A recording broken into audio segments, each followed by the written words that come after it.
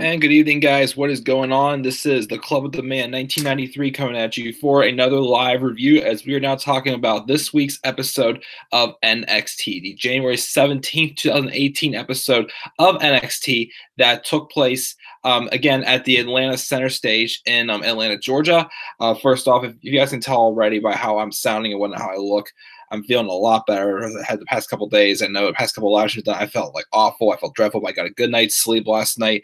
And I was just, a lot more energetic today. So thank you again to everybody. Know where your concerns and how I was feeling over the live stream a couple of nights ago. But I'm feeling much better. So let's get this live stream rolling into this week's episode of NXT. Overall, what I think of NXT, of course, last week I thought we came off with like one of the strongest episodes we've seen from NXT in recent. Well, we've had great episodes of NXT, but last week's episode was just like, it felt very special. It was an A-worthy show. This week's, of course, was not quite on the, A level, I felt, in my opinion, but it was still an awesome show. It showed I enjoyed it, and I'm trying to pull some up on my phone, and I'm going to be holding on to later on in the review to show you guys really quickly. So let me just get that pulled up, and then we'll get started talking about this show. Yes, I did use a Trump GIF. Where is it? Where is it? Where is it? Come on. Let's find this first, and then before we get started, come on, hurry up. Too many baseball tweets from this past weekend because of all the trade and stuff going on. Aha, I found it. All right, I'll set my phone over here. And I will show this to you later on when the time is right.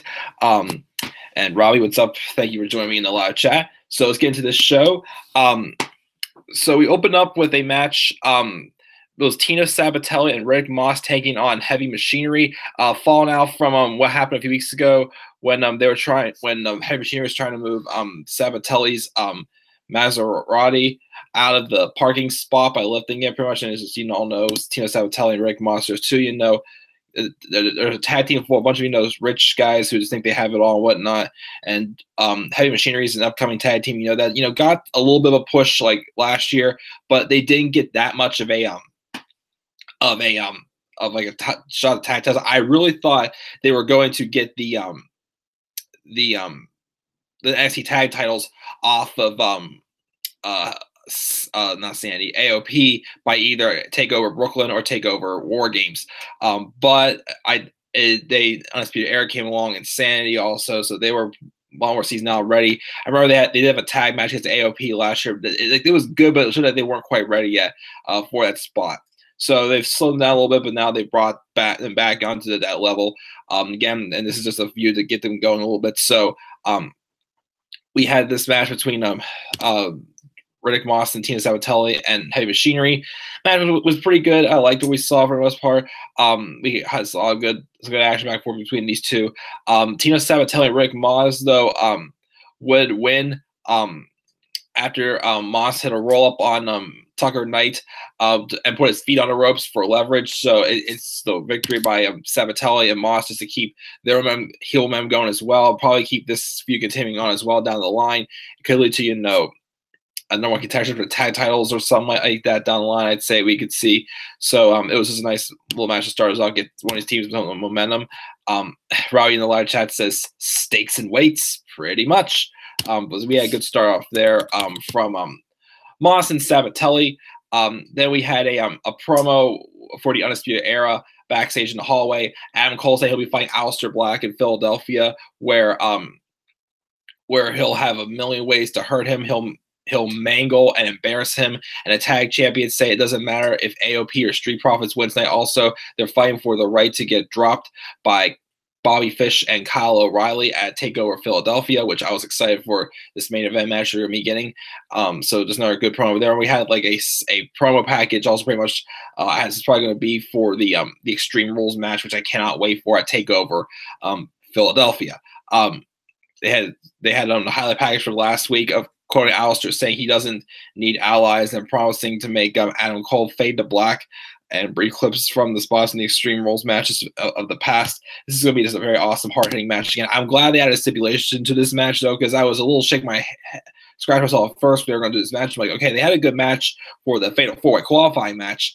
But why would they just do the same match again a month later? I mean, sure it would still be good, but when they had the extreme situation, I'm like, yes, take my money. I'm ready to go. Could easily steal the show at Takeover Philadelphia, even though the main event between Gargano and Almas is going to be awesome as well. But yes, Robbie says, Mike, with the Extreme Rules match happening in Philadelphia, I think the perfect person to call that match, well, his name is Paul Heyman. Sure, if we can get Paul Heyman on special guest commentary calling the match, that would be pretty darn awesome.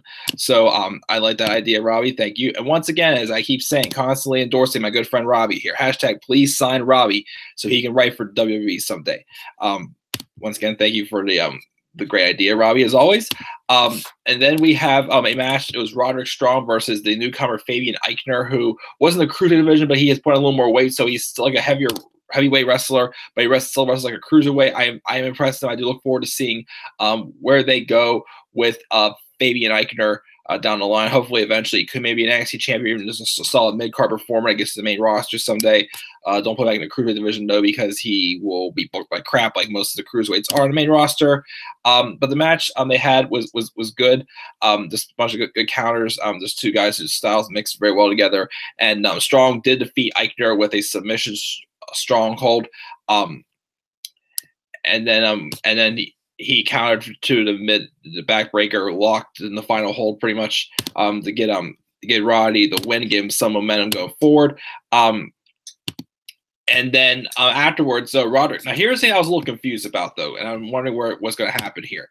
Roderick Strong gets on the mic, and he says that last week someone came out here looking for a fight, and the words keep ringing in his head because he feels the same way. Like him, he's gone through everyone in NXT put in his way. He pretty much just repeats exactly what this guy said. Let's think about being brought joy by facing something he never faced before, and he needs to destroy it. And he pretty much said to the person he says he wants Lars Sullivan. Now, of course, I mean, all right. I mean, they had a good match in the Fatal 4-Way qualifying match they had where Sullivan did beat Strong. It was a solid, like big man, small person match. Like, it reminded me of a match between AOP versus DIY, with the exception, of course, that, it's just a singles match. But that's what the format it felt like to me. So it's not like Roddy's challenging Lars to a match, which throws me off a little bit because didn't last week Lars challenge Killian Dane to a match? So I'm not sure. Maybe we'll get Lars and Roddy like at Takeover Philly, or we'll get Roddy and Lars and Killian Dane at Takeover Philadelphia. Also, I kind of would rather see a Dane and Sullivan go at it because we just saw Roddy and Lars go at it. So, I mean, if they do the match, I won't complain again. They put on a good match already, but it's too recent. I would much rather have seen Dane and Sullivan go at it as well. So we'll see what happens there. Robbie says Shayna Baszler is NXT's new Samoa Joe. So, ladies, come meet your destroyer. We'll get right to Shayna Baszler right away. But you got pretty much summed up right there, Robbie, as we're about to talk to her very shortly. Then we had a video package about TM61, who they were supposed to be returning very soon, as they've been out for, I think, almost a year now. I think it was January, I think it was last year, whenever January, February, 1 to 2 months, wherever Shane Thorne suffered a knee injury. It was on television by The Revival when they were on NXT last year. So we hadn't seen them since, and I kept wondering when they were coming back. So it looks like that they're coming back very soon. But we have a video package looking at this is for us to introduce again to who these guys are. It starts with outtakes of a promo reel. Around the time they had their tag team debut in NXT before Shane Thorne's injury. And they talk about meeting at 16 and wrestling in Australia. They first as competitors and then deciding to team up. Even after winning the tag titles down under, they decided to come to the U.S. for Harley Race's wrestling camp. And then Race bugged WWE to give them a tryout with guys like Seth Rollins and Xavier Woods, but they weren't ready. They went to Japan and worked as Young Boys eventually winning the tag titles in front of Race, and then that's pretty much it was where they cut there. So you'll see part 2 next week. Just it's kind of like how it was whenever we were trying to help us get to know who Roderick Strong was. It was like they're trying to to take TM61 to the next level as well. I think their package working. I was already impressed with them before they got injured. They had a great run in the second Dusty Rhodes Tag Team Classic, placing second to AOP. So I'm kind of hoping when they come back, I'm not sure how long they'll stay up on the main on NXT. I can see them maybe be up on the main roster sometime by the end of the year, maybe on SmackDown, to give them some more depth in their tag team division. Also, as I think AOP and Sanity, when they come up this year, will be going to Raw. I'm predicting that already. So I would be interested in seeing TM61 maybe get a title opportunity for the tag titles at Takeover New Orleans. Maybe I'd like to see that happen against Undisputed Era, and then Undisputed Era will drop the title probably to the Street Profits at either Takeover Chicago 2 or Takeover Brooklyn 4. I'm still predicting down the line. So we had that great promo there. And then Robbie says, I could see Roddy versus Dane with the winner fighting Lars at Takeover. Possible if they do that match next week, since next week's the last NXT episode for Takeover Philly, but I'd be interested in seeing that happen between Lars and Roddy, or I'm sorry, Dane and Roddy. So we'll see what happens next week between these three guys. Then we had Lacey Evans and Aaliyah, a solid match. It gives two of the women's wrestlers who are still seasoning out down the main roster. I mean on the NXT women's division roster. Aaliyah's been around for a while, but she hasn't been used as much lately, but I see the potential in her. And Lacey Evans, who's in the Mae Young Classic, we've seen peaks of her here and there as well, but it's like they're going to be giving her more of a fuller position as well in the women's division as well. Now that things are a lot more fresh down there. She defeated Aaliyah with a right hand strike pretty much. After the match, Lacey gets on the mic and talks and asks how we and Real can allow the lowest forms of life to walk around the women's locker room. It's time for a relay like her to clean house. And she says she'll start with the psycho Nikki Cross, or whether Ember Moon, or the whatever Ember Moon, or the pirate princess. Pretty much try to rattle off, just establishing Nikki Cross not Nikki Cross, Lacey Evans as a heel wrestler down in NXT as well, which I already thought that's what they were going with from the stuff I've seen from her. Here and there before the Mae Young Classic, they had her. ECW Triple H, what's going on, man? So yeah, Lacey's pretty much saying what she's going to do to each one of them, but then out comes Shayna Baszler, and Lacey just walks out like, I want nothing to do with this. I'm good. So then Shayna heads straight to the ring and puts her finishing submission on Aaliyah, and then Ember Moon's music hits, and she comes. Well, can't quite come right out because there's a stairwell in the Atlanta center stage, which kind of takes away from the ramp and the excitement a little bit of someone running in to make a save going down the ramp. So I kind of hope they do go back to Full Sail for the next tapings.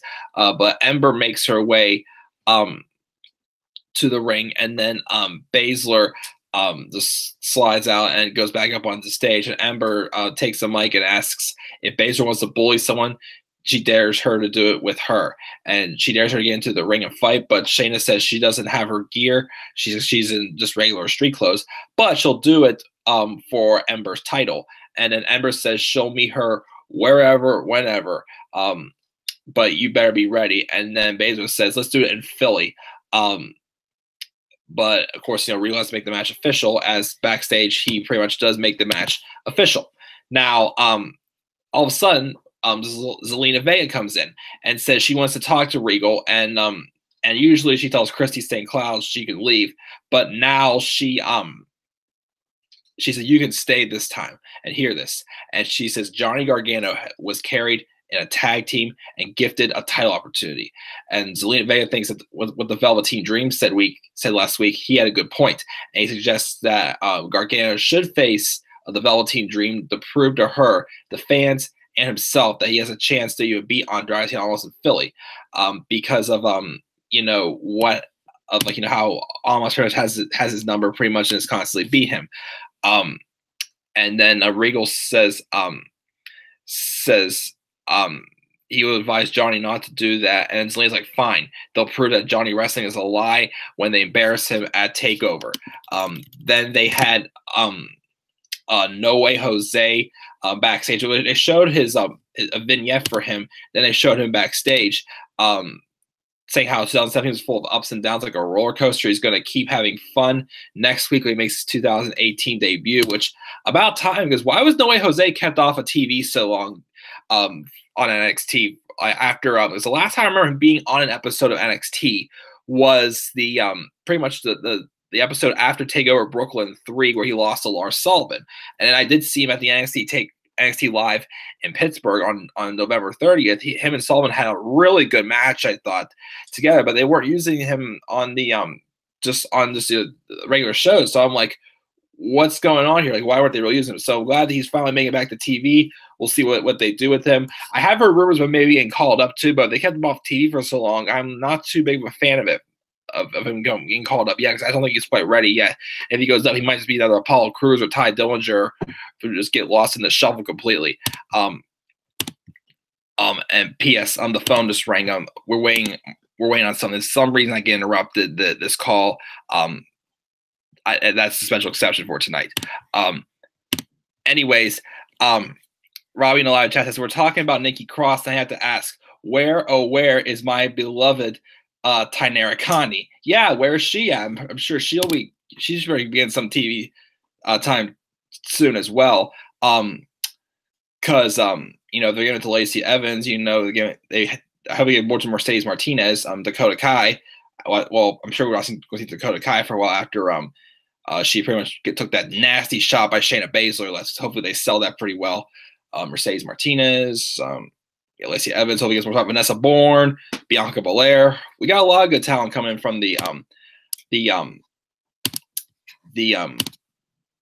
Mae Young Classic. So, but anyways, before we go on, I liked how they did this. They had the camera on the announcers talking. We see somebody walking down the stairs to the ring in the background. Like, who is that?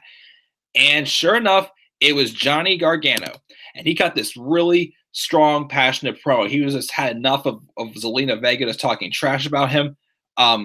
He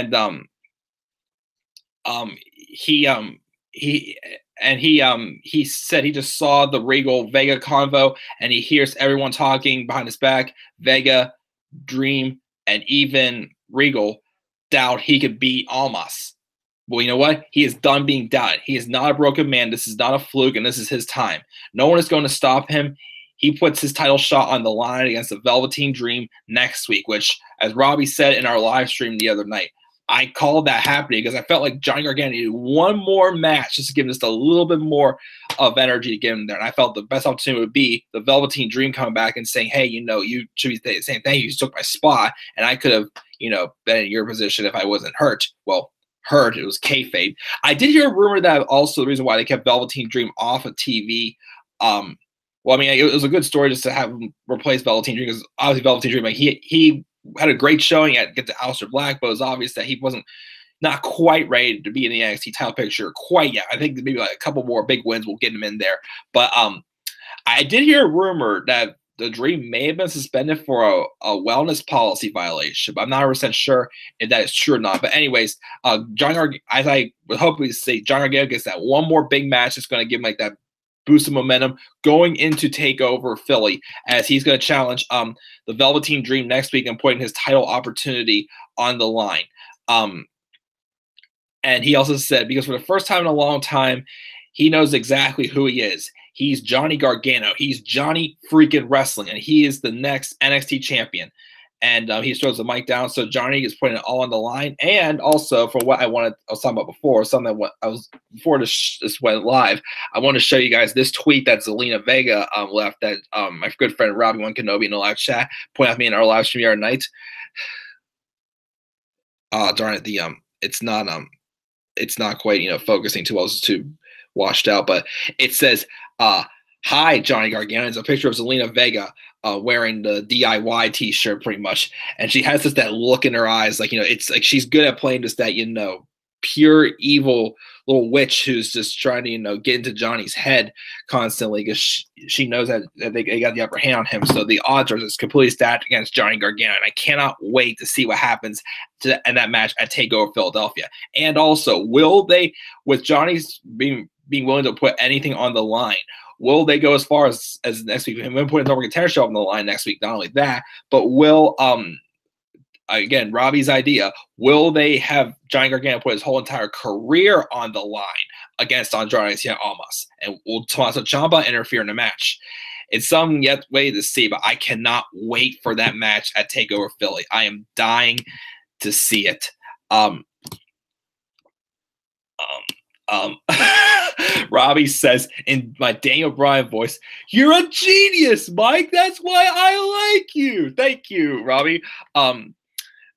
And Robbie also says Johnny's promo was awesome tonight. Imagine Johnny freaking wrestling versus Seth freaking Rollins. Take my money now. That would be an awesome match.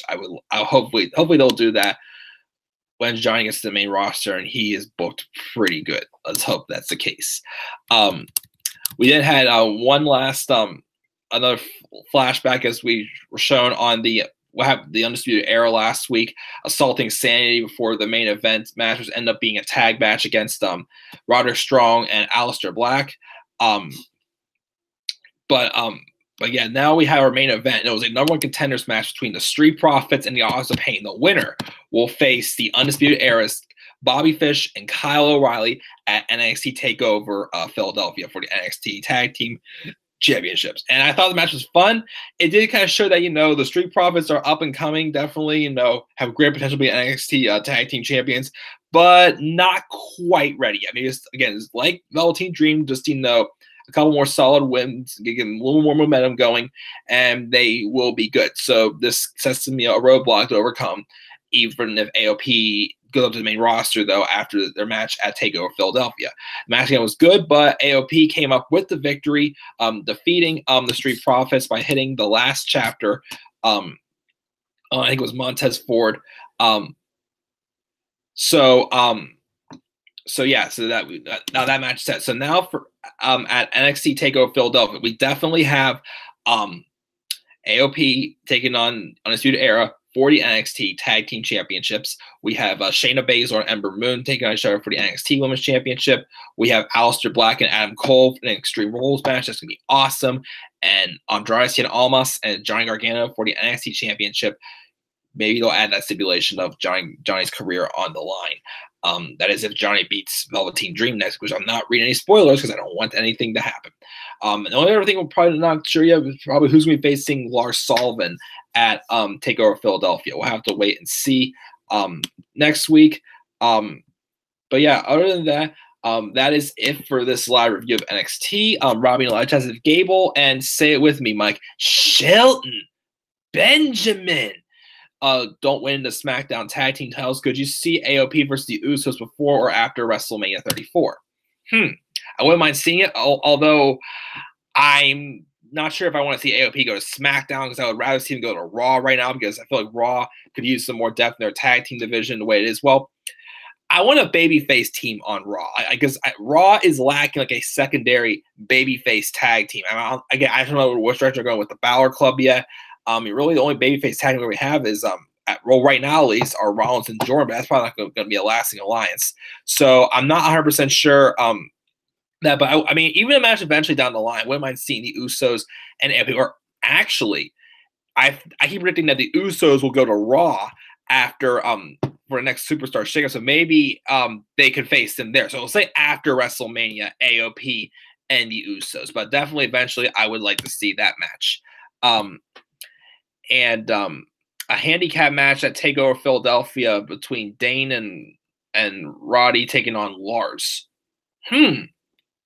Interesting. I would definitely, that'd be an interesting match I'd like to see as well. As long as also before Sandy goes up, we do get a one-on-one match between Lars and Dane. I hope we can see that. But that would be an interesting idea as well, Robbie. Thank you. Once again, guys, hashtag please sign Robbie. But yes, thank you guys again for tuning into this live review. And again, I'm glad I'm feeling a ton better than I have been the past couple days. So again, and also my grade for this episode, I give it a B+, a solid B+ this week's episode of NXT. I'm looking forward to the finale of next week's edition of NXT before we get to NXT Takeover Philadelphia. So that are my thoughts on NXT this week. What are your thoughts this week on NXT? Your thoughts down in the comment section below. And as always, click that like and subscribe. We're going to the channel, follow me on Twitter, man, everywhere, 93 as well. Once again, I'm also going to after this, I'm going to do the review for the 2014 Royal Rumble retro review. I'll get that uploaded in a few hours. I may try to do 2015 tonight if I get time. Not sure. And of course, next week for Raw 25, I'll be going live with my friend Daniel Gaiza on Monday, not just for a live review on his channel, but we're also going to do live reactions of the whole show from my house that night on his channel. So if you follow Daniel Gaiza, you can watch our live reactions while you watch Raw 25. Go right ahead. Also Smack. I actually also even though I'll be on Dan's channel for his live review, I still also do a separate live review of my own on my own channel, just so I can get my thoughts out there as well. Because sometimes there's some things that I'm not able to share that Dan may take or whatnot, which I do enjoy doing those live streams, but just so I can get some more thoughts out as well. So I'll do my own live review as well after I do my live review with Dan as well. Tuesday will be SmackDown, Wednesday will be NXT. I'll also do my top 10 topics and / preview for Royal Rumble and NXT Takeover Philadelphia. That'll be uploaded sometime either Wednesday or Thursday. And yeah, I'll hopefully also be doing live reviews for Takeover Philly and for the Royal Rumble as well next week as well. So guys, again, thank you for tuning in live as always. And before I go off the air, Robbie also had to mention the gift of Zelina. Take it in, man, and the Festival of Friendship. He has that. And also said, hey, Mike, switching over to Raw, did you find it a little weird that Sonya Deville wrestled Sasha Banks with her hair down, even though her saying is put your hair up and square up?